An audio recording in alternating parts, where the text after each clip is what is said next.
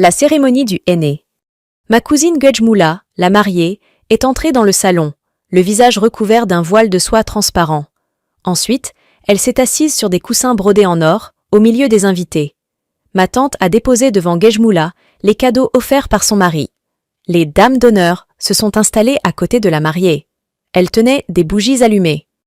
Ma tante a veillé à ce que toutes les étapes de la fête du henné soient bien respectées avant que sa fille reçoive les tatouages au henné. Après, la Nekasha a appliqué le henné sur les mains et sur les pieds de ma cousine.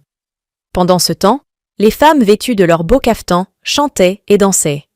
Du thé à la menthe et des gâteaux ont été servis tout au long de la cérémonie.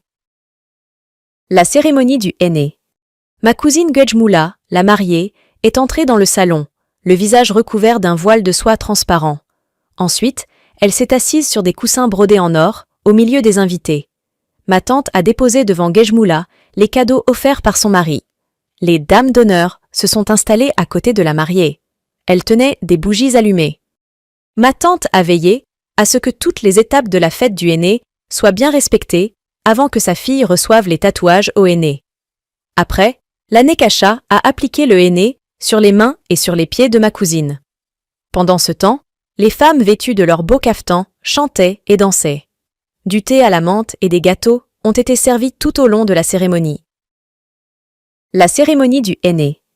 Ma cousine Gejmoula, la mariée, est entrée dans le salon, le visage recouvert d'un voile de soie transparent. Ensuite, elle s'est assise sur des coussins brodés en or, au milieu des invités.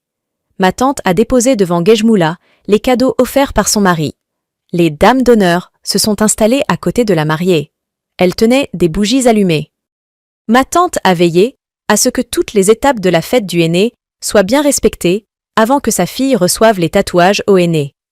Après, la Nekasha a appliqué le henné sur les mains et sur les pieds de ma cousine. Pendant ce temps, les femmes vêtues de leurs beaux caftans chantaient et dansaient. Du thé à la menthe et des gâteaux ont été servis tout au long de la cérémonie.